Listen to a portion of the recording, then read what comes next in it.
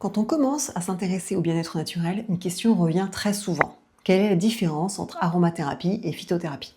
Alors ces deux approches utilisent les plantes, mais pas de la même manière ni avec la même intensité.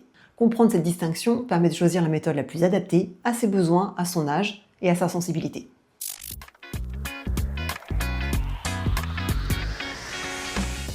Bonjour, moi c'est Delphine, je suis aromatologue et créatrice de la marque 15S d'Aroma, une marque bio et locale, 100% naturelle. Alors, quel est le point commun entre l'aromathérapie et la phytothérapie? Aromathérapie et phytothérapie ont une racine commune. C'est l'utilisation des plantes pour accompagner le corps et l'esprit. Depuis toujours, les végétaux sont utilisés pour soutenir l'organisme, soulager certains inconforts et favoriser l'équilibre global. La différence ne se situe donc pas dans la plante elle-même, mais dans la forme utilisée, la concentration et la manière dont le corps reçoit l'information. Alors en ce qui concerne la phytothérapie, on peut dire qu'on va s'occuper de la plante dans sa globalité. Elle utilise la plante entière ou une partie de celle-ci, les feuilles, les fleurs, les racines, les graines ou les écorces. En général, elle se présente sous différentes formes, soit infusion et tisane, soit des décoctions, des gélules ou poudres de plantes ou des extraits liquides. Son action est plutôt progressive, douce et respectueuse du rythme du corps. Elle convient particulièrement aux personnes sensibles ou à celles qui souhaitent un accompagnement sur la durée. Par exemple, une infusion de mélisse ou de verveine pour favoriser un sommeil plus paisible.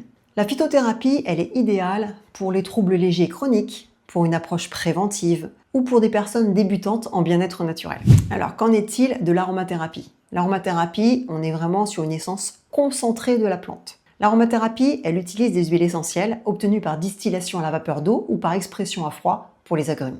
C'est un extrait extrêmement concentré de la plante. Pour mieux comprendre cette puissance, imaginez qu'il faut parfois plusieurs kilos de plantes pour obtenir un seul flacon d'huile essentielle. Par exemple, pour la lavande, on est entre 100 et 150 kilos pour avoir 1 litre d'huile essentielle de lavande. Et pour la rose de Damas, on est sur 1 tonne de pétales de fleurs pour 70 ml d'huile essentielle. Cette concentration explique leur action rapide, ciblée et efficace, mais aussi la nécessité de les utiliser avec précaution et connaissance. L'aromathérapie, c'est particulièrement adapté pour des situations ponctuelles, comme le mal des transports, les migraines, les courbatures, pour le soutien émotionnel, en cas d'anxiété, de déprime, de manque de confiance en soi, et pour certains inconforts du quotidien, des rhumes, des allergies ou des maux de gorge.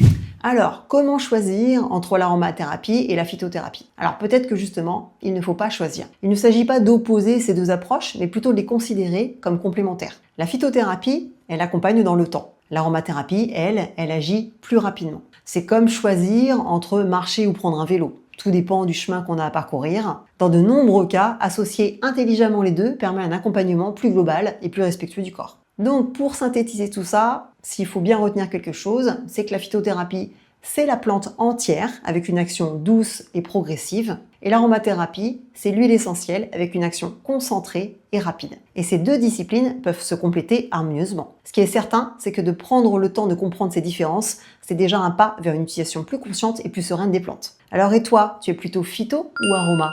Dis-moi tout ça en commentaire. Et si tu veux aller plus loin, je te partage sur cette chaîne plein d'astuces et de conseils pratiques sur l'aromathérapie. N'hésite pas à aller voir les autres vidéos. Et n'oublie pas, l'aroma peut être simple et efficace à condition de bien l'utiliser.